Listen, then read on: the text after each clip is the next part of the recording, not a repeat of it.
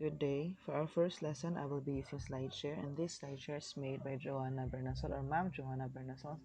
So, Ma'am Joanna, thank you for this. Uh, no copyright intended. I am just using this for our first day and hoping that on next day I will have a physical copy of our book so can have a formal discussion and accessibility to that book. So, let's start. So let's first have our subject, the personal, community, and environmental health. Though here we don't have any um, personal health that has been written, so we will tackle first community and environmental health. But don't worry because I will be tackling that soon. So this subject, personal, community, environmental health, is somehow we're gonna call this connected to Bronfenbrenner's ecological systems theory, where there is microsystem, mesosystem, exosystem, macrosystem, and chronosystem. And the personal health that we are using is directly to us in Bronfenbrenner's ecological system. It is the child, and on the community, it is no. After the child, we have the microsystem or the family, and in every community there is a family. Small unit of a community is a family, so that is that belongs to a microsystem, and then the mesosystem is the connections of our connections. So that's the community itself, the cultural groups, neighbors, friends, or the community. And then we have the environment, which is the broader one, which includes exosystem, macrosystem, and chronosystem. So, yeah, that's it. So, to define everything, here's community. Community is defined as a sociological group in a large place sharing one environment. Diba? From the word sharing one environment, ibig sabihin, it is a place where people shares one environment and every community is different from others. Like maybe there is a community or pamayanan na malapit sa dagat. So yung gawi nila iba din sa pamayanan na nandun sa bukirin or sa may bukid. So different place, different environment, different community. And another definition, it includes the individual and the family, as I have said, from the microsystem and mesosystem. Microsystem, the individual, personal, or you, and then the family from the mesosystem are the connections directly to the child, according to Bronfenbrenner's ecological systems theory. Okay, so next, community health. Community health is the art and science of maintaining, protecting, and improving the health of all the members of the community through organized and sustained community efforts. So let's emphasize protecting, improving the health, organized, and sustained community efforts. So from the word maintaining and protecting, di ba? So ang nag-maintain dyan is usually the local government, but our effort still matters. And also, yung sabi ko kanina, protecting and protections, hindi lang basta-basta na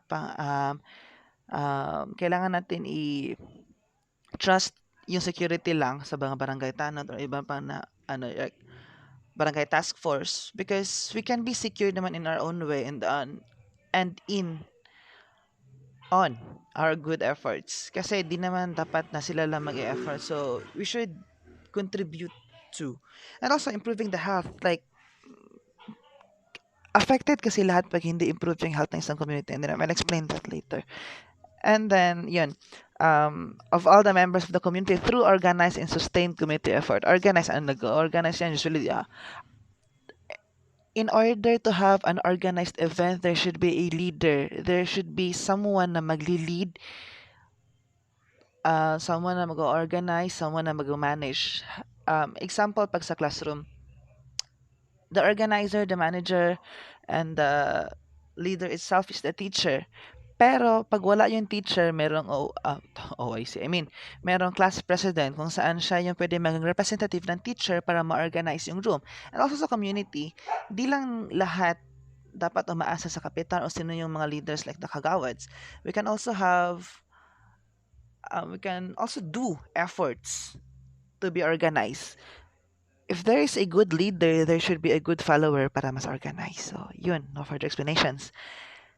Yeah, environmental health. So let's proceed to environmental health. Environmental health, as defined, comprises those aspects of human health that are determined by physical, chemical, biological, social, and psychosocial factors in the surrounding environment.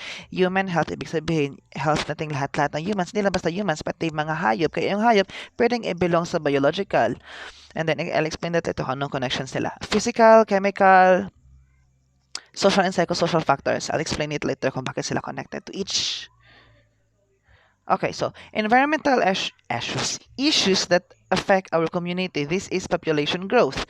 So, syempre, di ba, pag mataas yung population ng isang lugar, pag masyado siyang overcrowded, there might be a lacking or scarcity of anything.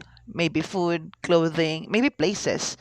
And also, pag overcrowded kasi, nagiging ano siya, parang pollution na yung tao na mismo nagiging pollution like as we produce noise, there is a noise pollution. As we produce waste, napakaraming waste. So yeah, that's it. Let's proceed. Another issues that affects our community is poverty and hunger. Poverty kasi pag may isang community na medyo marami naghihirap, maraming kumakapit sa patalim, and maraming tao ang gumagawa ng di dapat gawin dahil sa gutom. Also, another, global warming. Global warming, masyado siyang environmental health, diba? I mean, it's an issue, hindi lang sa isang community, kundi sa lahat-lahat. It's a global issue. Destruction of ozone layer, connected din siya sa global warming. Pero hindi ibig sabihin na pag may global warming, um, automatically, parehas sila ng climate change. Because from the word climate change, ang change lang is yung climate or parang yung weather ng isang lugar. So, magkaiba si climate change at si global warming. Pero, pwedeng mag-trigger si global warming ng climate change. Kasi maybe sa sobrang init, may bigla ang pag-increase ng evaporation. So, may bigla ang yung masyadong mainit tapos bigla lang umulan. So, connected pa din sila.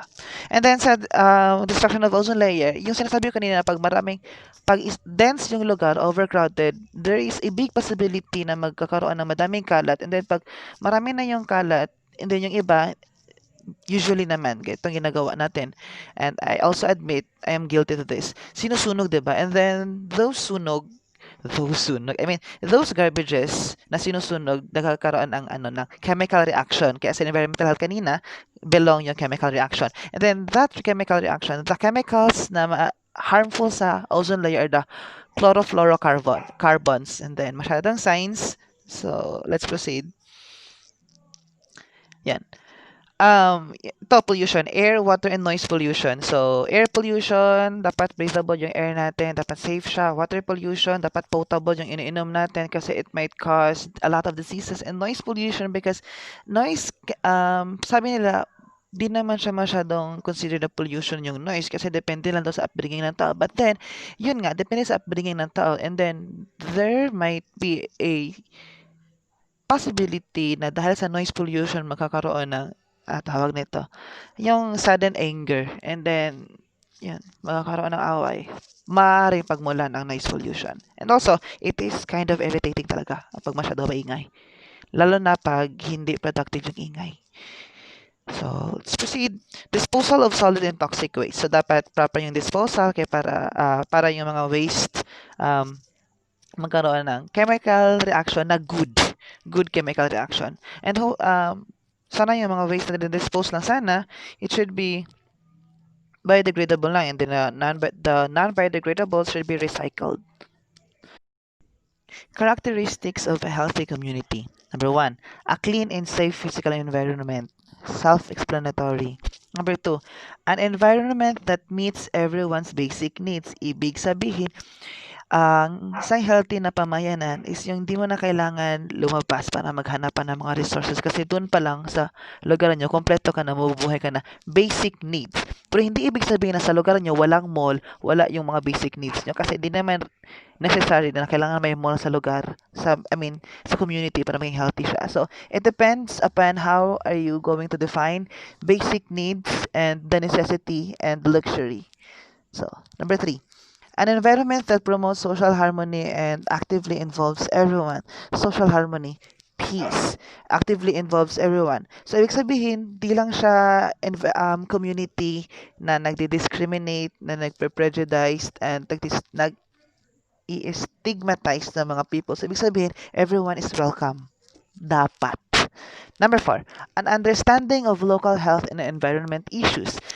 So, sa community, kapag meron ng issue sa environment, and health, di lang dapat na magkakaroon ng discrimination, di lang dapat na, tawag nito, a community that participates in identifying local solutions to local problems. So, yun. So, the term for this is bayanihan.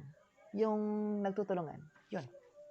Next, 6, a community whose members have access to varied experiences, means of interaction, and communication. Interaction, so yun. Yan pa din yung sa kanina, bayanihan pa rin. Communication, there is a big possibility na kapag hindi open and honest yung communication sa isang lugar, maski pa sa bahay nyo, there is a big possibility na magkakaroon ng gulo. Kasi pag hindi, because I believe that open, honest communication is the best thing in the world, because if you communicate your ideas and if you communicate it honestly, there is trust. And if there is trust, there is unity. And if there is unity, that unity is a big power. I mean, unity is a power that can change or can improve the community or even the lifestyle of a person. So, yeah. Number 8, the promotion and celebration of historical and cultural heritage. Pumapasok dito yung mga fiesta and sama yung mga birthdays. And andito ang kinakailangan, if there is a differences in religion and belief when it comes to celebrations, what we can do is discipline ourselves to respect everyone na involved dun sa isang celebration. Even if we are against it dahil sa ating differences. So just respect. Number 9, a diverse and innovative economy. Diverse. Yeah, magkakaiba. There is a diversity, but then there is unity. And innovative community. There should be innovation. Kailangan nag-improve. Number 10, a sustainable use of available resources for all. Huwag maging greedy, huwag maging swapang. Kailangan available resources for all. Kung meron ganito, i-share ka ganyan. I-share para magkaroon din siya ng ganyan. So, huwag maging swapang.